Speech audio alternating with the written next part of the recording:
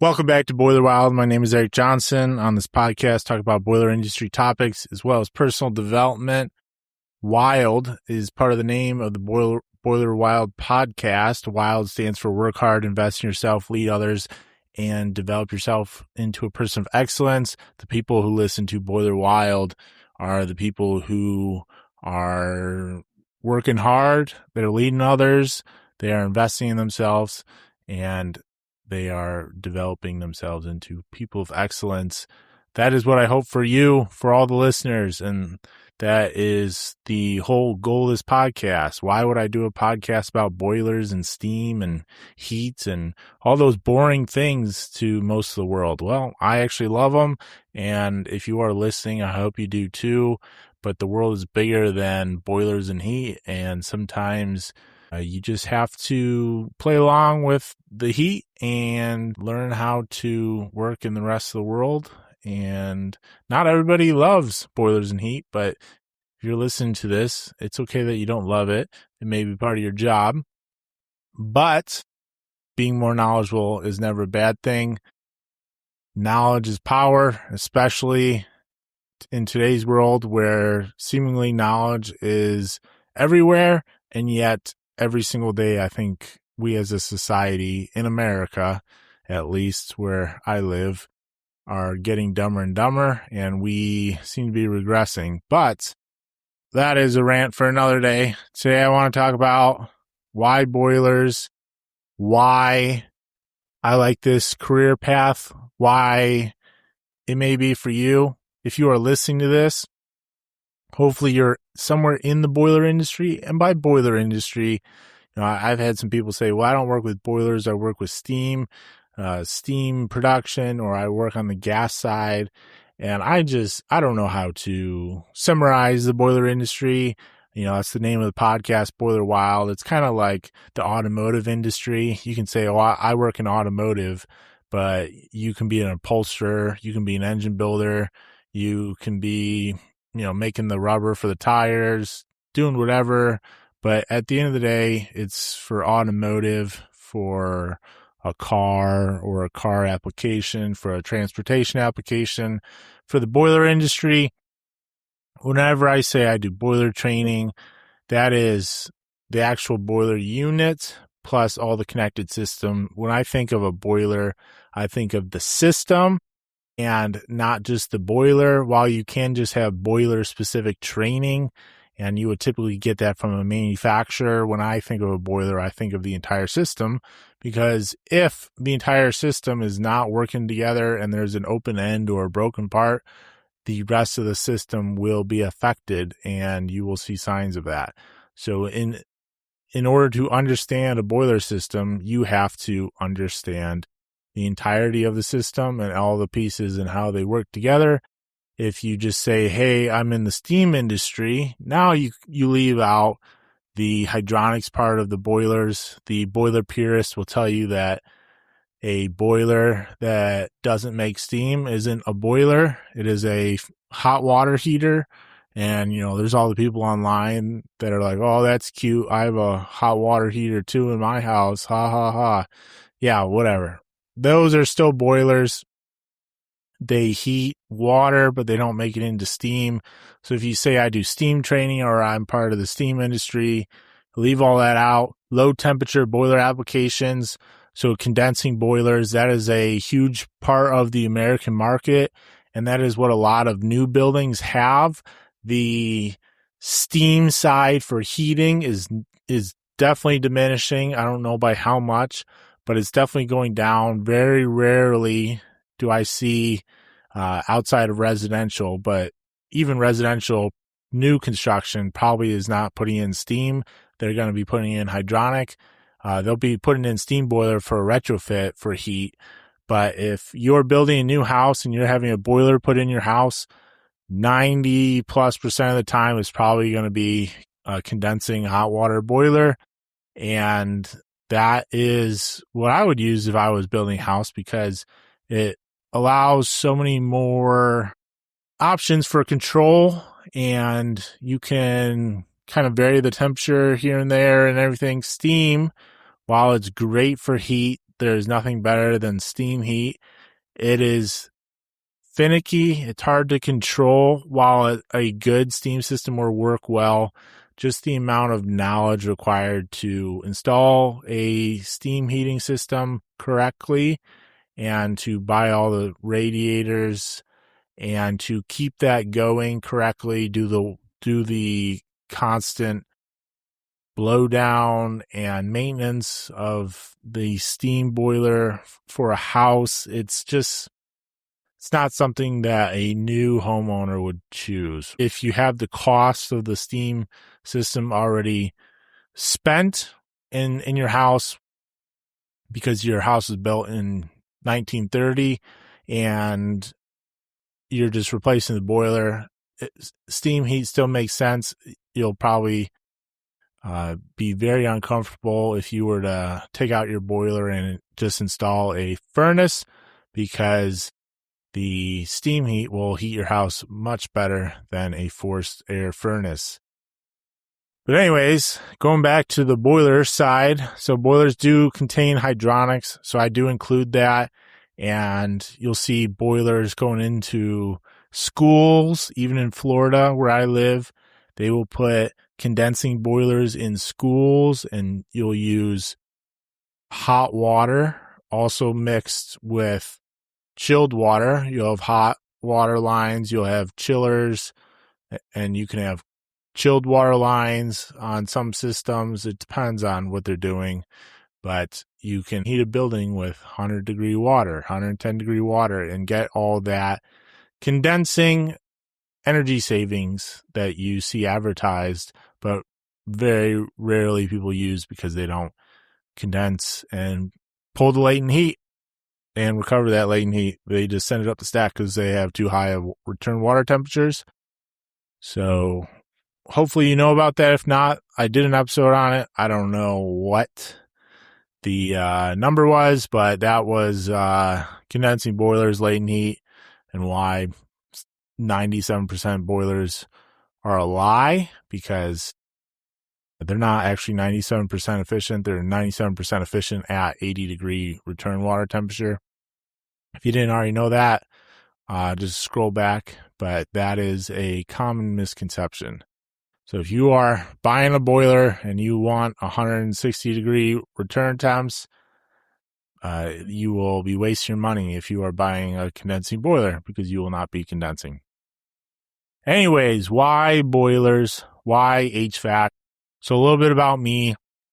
I'm terrible talking about me. Very little people know about me. Not that I'm anybody to know about, and that's my thing. My life is not interesting. I haven't done anything remarkable where people would care. So it's like, why would I talk about me? But I got a degree in HVAC engineering at Ferris State University, Big Rapids, Michigan. Go Bulldogs. Shout out to that program. 4-year degree, bachelor's degree. That program, great program.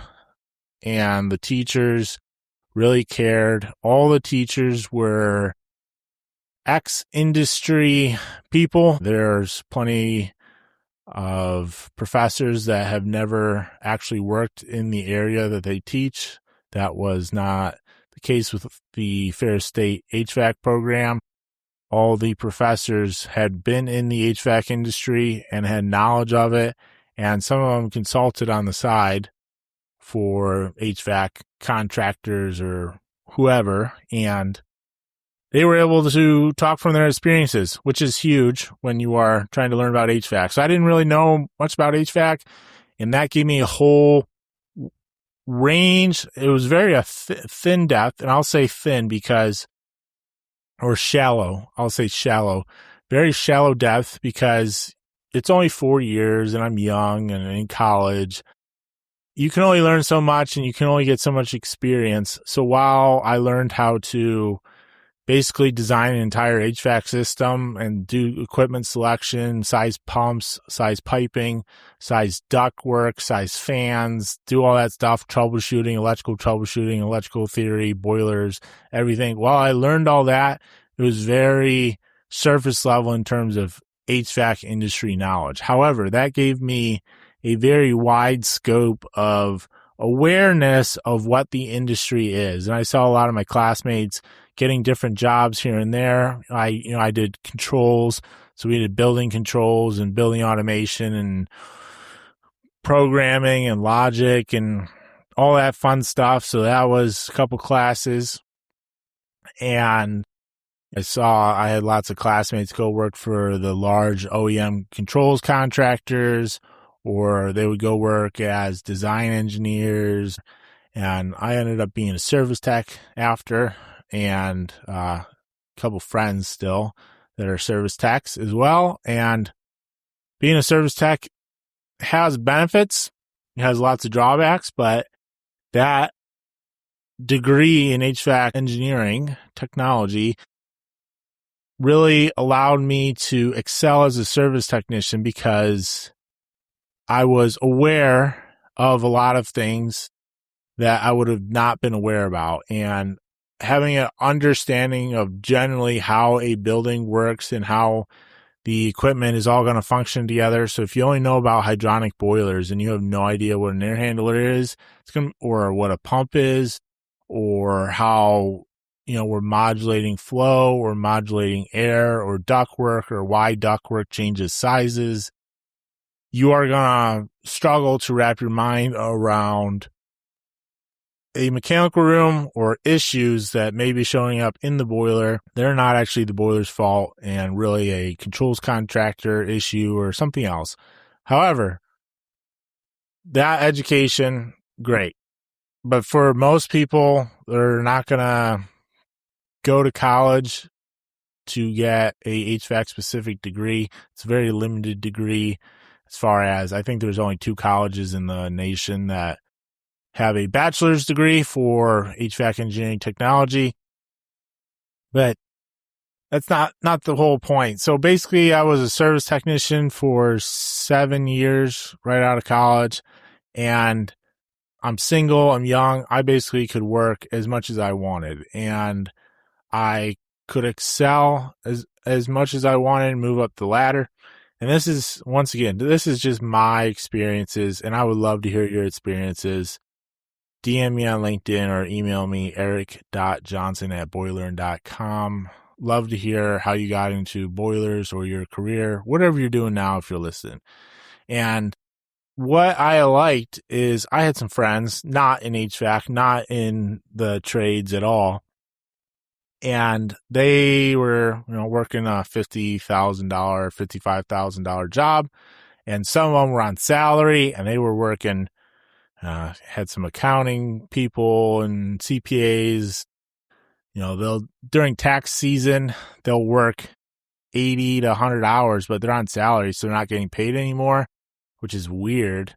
A lot of those firms just taking advantage of people, but you're not, you don't move up in the company unless you put in all those hours, which is, they talk about toxic culture in the trades, talk about toxic culture in large accounting firms where the only way to move up is to basically sell your soul for 5+ years and do whatever they tell you no matter what. Anyways, you as a service technician can basically earn what you want. I know the union has a structure. You can also get pay over scale for the union. But if you can fix more problems, theoretically, the company will pay you more money. And I know that's not always the case, but in theory, if not, you can go find another job, get a raise. But you can sign up for overtime, and outside of pay, you are learning a skill for a area of expertise that is, in my opinion, always going to be around. They're boilers, steam, boiling water, heating water is essential to American life in 2026.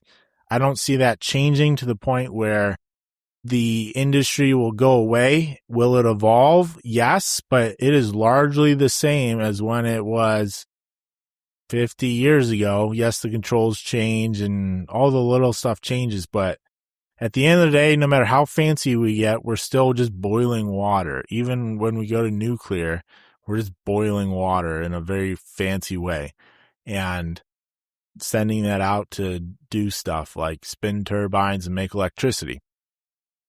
This career field, this expertise has a lot of branches. You can start as a service technician. You can start as a stationary engineer, an operator, a mechanic, apprentice, whatever you want to call yourself. You can also start on the engineering side if you want, being a mechanical engineer in the office. So I would highly recommend, if you're starting your career and you're a mechanical engineer and you just sit in an office all day, you are not going to know what you're doing. You're going to know what you're doing in theory if you're drawing out drawings on like Revit or AutoCAD, but you got to get in the field. You got to do job walks. If you're not doing job walks, you're not going to learn. You can always get away from job walks after you have that field experience. However, there's nothing that replaces a job walk, going out and looking at a design that you drew and seeing why it's not working or troubleshooting. Like, you got to get on the job. Service technician, stationary engineer, you're on the job all the time. Even if you're in sales, you got to get in the mechanical room. You got to get on the job. You can't just sell boilers, sell mechanical systems, sell PM programs behind a desk. That's not how it works. You're going to have no idea what you're even selling in that case. And the only people that know what they're selling in that case are the ones who have been on the job and have that hands-on experience. And it's not something you can fake. If somebody calls you, you got to be able to speak the lingo and speak the terminology. And it doesn't take long. You could do 3 years in the field or a different job that is more field intensive. 3 to 5 years can easily get you that experience to know the lingo and everything, but it is just like any other skill or hobby. There are people that can buy their way into owning a boat. Like, if you have millions and millions of dollars and you just buy a boat and buy all amazing fishing gear and everything, you still don't know how to fish. You still don't know how to captain a boat. Now you got a 40-foot fishing boat, and the person who goes out every day on their dinghy, that's 6-foot aluminum dinghy, and they've been fishing for the last 15 years of their life, they're going to know way more, and they're going to be way comfortable around fishing, knowing where to go, knowing where to look. And that skill is not something that money can buy. Same thing with knowledge in the boiler industry. That is why I am constantly telling people, get your knowledge up, learn, because the knowledge is you. Nobody can take away that knowledge. Nobody can take away that learning. And even if the corporate overlords come after you somehow and they lay you off, you are the one that has that knowledge, and you can go out and solve problems. And when you have an industry that can't be offshored and has to remain stateside in America, for the most part, not the manufacturing side of it, but the actual boiler side. I know a lot of boiler parts and everything do not come from America, which is fine. A lot of them actually come from Europe, but there's still a lot of foreign manufacturing going on. However, we're assembling all those parts in America, and we are using them in America for American manufacturing, American energy, and heating buildings. At the core of it, heating buildings is the basic use of boilers. Everybody needs heat in the north, and most people need some types of medical and electricity, which all uses steam at some point for the most part. Anyways, going back to it. So you're learning a essential skill that you can branch out. If you start as a service technician and you don't like that life, you can go be an operator. But it allows you avenues of the boiler industry to branch out, and there's so many ways to go. And you can go into sales, project manager, parts, whatever you want. But once you have the knowledge, the industry is there. And yes, it may not be the most high paying and the most amazing, cool industry, but I would take something that has a lot of opportunity for the hard workers versus an industry that may be super sexy and popular, but is more of a global industry, and the corporate global overlords are more in control of it, and they can just offshore you or deem you not essential or lay you off like 20,000 people at a time for a Fortune 100 corporation. I have never heard of a boiler operator or a stationary engineer, service technician, salesperson. Yes, you can get laid off. You're not going to get laid off 20,000 people at a time, because I don't think anybody in the boiler industry works at that scale at one single company.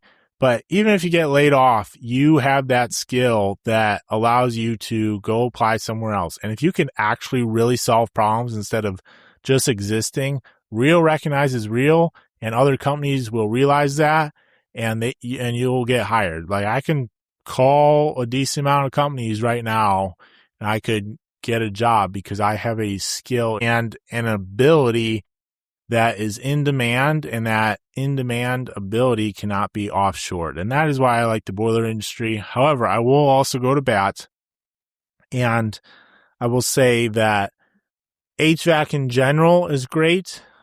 And I know there's a lot of talk about the trades. You gotta get into the trades.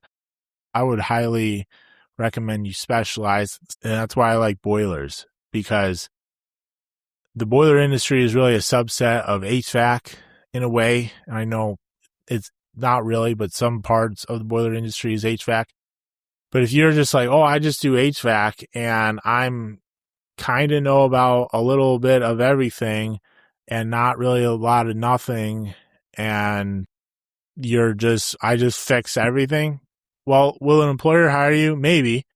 But if you say, hey, I know chillers in and out up to this amount of tonnage.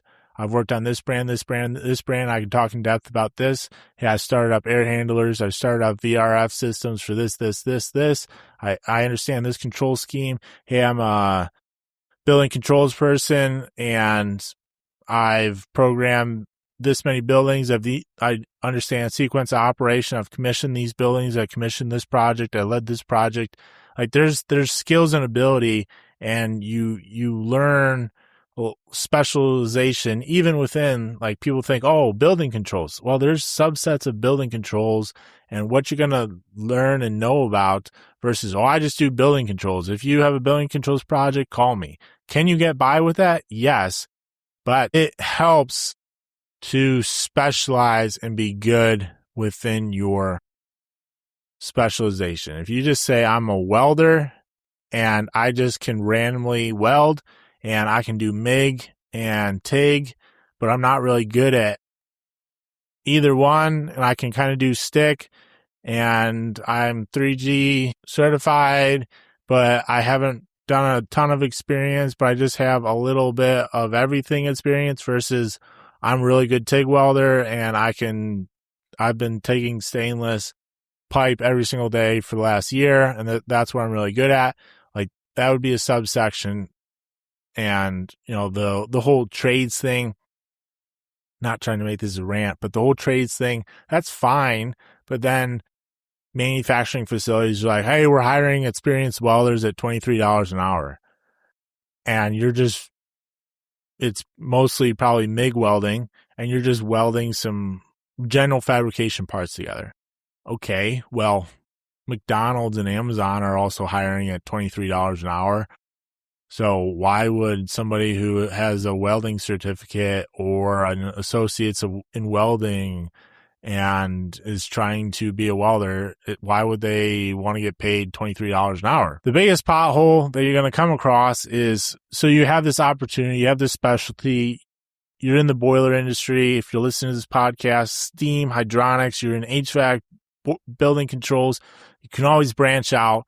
If you don't like boilers, start looking at building controls. Maybe you're getting a little bit older and you want to slow down a little bit. Hey, you can go to building controls, and now that you've understand boiler systems and hydronics, you can pick up a little bit of the air side, but you understand the water side really well, understand sequence operations.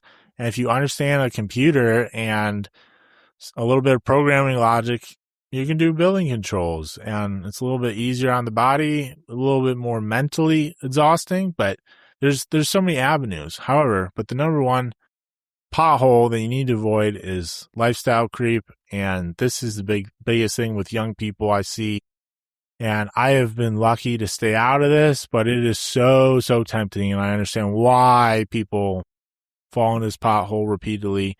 And once again, I am preaching to myself, but I am trying to help people avoid the potholes of life, but you will do what you want to do. And if you're older and you've hit these potholes and gotten out of them yourself, you'll be nodding along to yourself. But if you get into the boiler industry and you start being a service technician or a stationary engineer or operator, whoever, you get 3 to 5 years, all of a sudden you're making $80,000, which is poverty in 2026. I don't care where you live. $80,000 is poverty. And I understand that's a very average wage in America, but if we are talking holistically versus the wages in 2000, anybody making under 100 grand is living in poverty. But that's the whole globalization financial crisis. But so it is harder than ever to get started. Harder than ever. Things are more expensive. Rent is more expensive. Cars are more expensive. Everything is so expensive.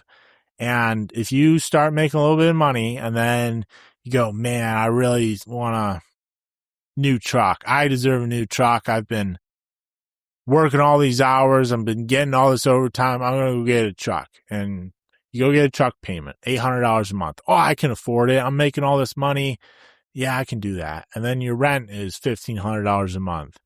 And then you are going out to eat and you're getting DoorDash and you're doing all this stuff. And all of a sudden you're spending all the money that you are making. And you're like, well, I'm young. I don't really need to save. I've never really had a crisis.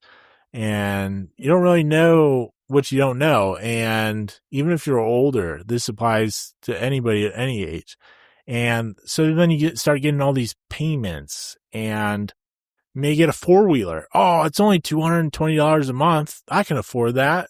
I really need a four-wheeler and I really need that new AR. And all of a sudden your lifestyle creep goes up and yeah, you're making $80,000 now, but you're spending $80,000 or you're spending more than $80,000 and you're going into debt. You have credit cards and you have $5,000 balance on your credit card. Oh, well, I'm just doing the monthly. I'll pay it off. I have that money in my bank account. I could pay it off if I wanted to, but I'm trying to outsmart the financial system. Okay. Try to outsmart the billionaires. Good luck with that. The whole system is basically rigged against you. However, don't fall into the lifestyle creep. You have to stay out of that pothole. That will chain you if you are working tons of overtime, if you have a lot of opportunity early on in your career, anytime in your career, if you're getting started in the trades, if you're in the boiler industry, whatever you're doing, any job, lifestyle creep will chain you down and keep you at zero. And one emergency away, you will learn that it is better to have a little bit of money in the bank and have that savings. And that's why budgeting is great and amazing. And there's so many companies out there that should be helping educate their employees on saving for retirement, what all the benefits are and everything. But your paycheck, if you're getting 80 grand, that doesn't mean you're spending 80 grand. I can afford it. No, you will be chaining yourself to your job. And now all of a sudden the economy slows down a little bit or your company slows down a little bit and that overtime is no longer available anymore. Well, now that truck payment starts getting a little sketchy and that four-wheeler payment starts getting a little sketchy. And now that $800 truck payment plus $220 four-wheeler payment, that's $1,020 on top of your rent, which is $1,500. All of a sudden you're doing the math and you're like, wait, I got to go get a second job, or I'm asking my employer that, hey, I need to go work more overtime to afford my lifestyle. and you essentially give yourself golden handcuffs, and you'll say, well, I just need to get paid more. I need a raise. If only I made $100,000, then I can live comfortably and then I can save for retirement. Well, the problem is lifestyle creep. And this may seem crazy to you, but there are people out there that are making $300,000 a year that spend over $300,000 a year. And at the end of the year, they have less than $1,000 in their bank account. However, if you looked at them, they have 2 brand new cars in the driveway. They may have a 3rd car. They have a decent house. They have a boat. They go on vacations. They do all this stuff, and it looks like they're just balling out. But one little hiccup, and they don't have money, and all of a sudden they're posting a GoFund link online. Stay out of the golden handcuffs, please. The financial literacy, get yourself educated, but that is the trap with the trades is younger people start bringing in money that they think is big money, that, you start getting $2,000 paychecks and you're 20 years old, 22 years old, and you're just, oh, $2,000, I'm rich. I'm going to go live it up. I'm going to go get all this stuff. And that lifestyle creep is what kills you. But you end up chaining yourself down because now you can't afford to move jobs, because you can't afford to have a week or 2 off of no pay. Or if you get fired from your job, all of a sudden you immediately have to go find a new job. And, well, I got to go get a job. I don't care what it is. I have to get a job right away. And say you can't get a job where you were in the industry you were working, and you just go get a job somewhere else. And you're just trying to stay above water. And however, no matter what you do, if you just keep tying more weights to your ankle with debt and credit cards and payments, all of a sudden it'll pull you under. And when you're under, it is very hard to get out. And that is the trap I'm seeing with trades. So what is the whole point of this? Tons of opportunity in the trades, tons of opportunity in the boiler world. Get yourself educated. If you are younger, it is not the sexiest industry. I still struggle to tell people what I do because they just have no idea. The average American has no idea how their world exists. I don't think people even realize that the magic of a flushing toilet and clean drinking water coming out of a faucet on demand, how magical that is compared to human history. Like, that is not normal, 1, in the rest of the world, but 2, for human history. That is a very, very new thing. But in America, it's just become expected. And when people open up a faucet and they just expect clean water to come out. And when it doesn't, they're all up in arms. They have no idea the infrastructure behind it. When the power goes out, people are like, oh, why is the power out? Oh, these greedy companies, oh, doing this, oh, doing that. They have no idea the amount of people and the amount of infrastructure, the amount of systems that are in place just for them to be able to plug their phone into the wall and have their phone charging or have their TV on. And that's not their fault. That's mostly the fault of those industries, fault of, a lot of the education and people moving away from those industries. However, we got to do better. But boiler industry, tons of opportunity to grow, tons of opportunity to learn. And I like it because you can kind of write your own paycheck. It is very similar to sports. If you are able to solve problems better than the person next to you, you're going to get in the game. And the good thing, though, is the game is infinite. And instead of 6 people being limited on the field, a company can put out 20 people on the field if they want, or 50 people. It doesn't matter. So if you have 50 people that work for you, all of them can play if they're all know what they're doing and they're all great. However, if you are better than most people and you show up on time, you strive to get better, you take advantage of training classes, you learn, you do all this stuff, you can advocate for a raise beyond what your peers could get or in what's normal because you are now solving bigger problems. So you can advocate for it and essentially grow your income level to the point where you are now not scraping bottom. However, the trap with that, the pothole, is that you need to be financially wise. And this does not mean you're living on rice and beans for 20 years. This just means we are living within our spending, under our spending, and we make more than we spend, and we actually plan for the future. We plan to buy that house. Whatever you want to do with your hopes and dreams, if you want to get married, have kids, it's probably wise to put a little money away. It's like 60 or 70% of Americans don't have $1,000 in the bank account. So most people are just living paycheck to paycheck, which I understand from the global financial nonsense crisis. However, that is a terrible way to live, and lifestyle creep, no matter how much you make, will chain you down, and those golden handcuffs will be infinite tight handcuffs, and you will be able not to quit your job or take some time off if you don't allow yourself to live below your means and spend your money wisely, invest it wisely. So it's always invest your time wisely in learning and education for yourself. Knowledge is power.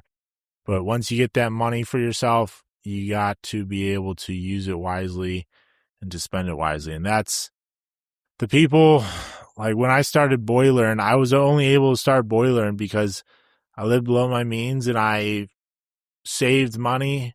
I'm still driving a car that I bought in college. So I bought it over 10 years ago. It's a 2011 car. And that's crazy to most people.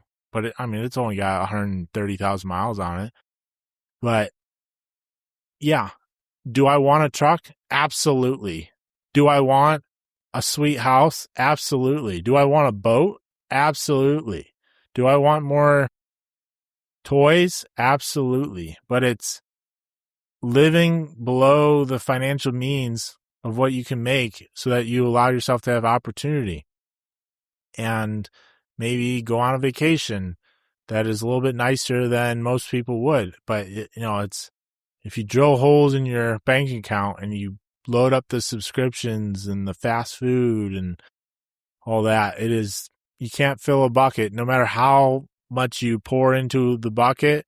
If it's got 100 holes in the bottom of it, it's all leaking out. But to you, the bucket will always seem empty, and there's no amount of working and time that can make you fill that bucket fast enough if you can't start plugging those holes. That's what I have. That's the whole Boiler and training and everything. Everything in my life to this point, it has been allowed because I was taught financial literacy, but I also worked super hard as a service technician, took on all the overtime basically that I was offered, solved problems, and was able to get some raises that got me above the $55,000 a year that most of my friends were earning. And they were wondering, how do you buy a house? And how do you do this? And aren't you working all the time? You work too much. Yet they're the ones that are driving a brand new car and going on vacations to foreign countries and doing all this stuff. Yet they're telling me they're making $55,000 a year. It's just the payments. But then I tell them, hey, I'm going to start a company. I'm going to do this and do that. Oh, I can never afford that. How do you do that? You're not going to have a paycheck. Well, yeah, that's why you have savings. That's why I've given myself oxygen. Cash is oxygen, and it allows you to branch out and have a little bit more opportunity.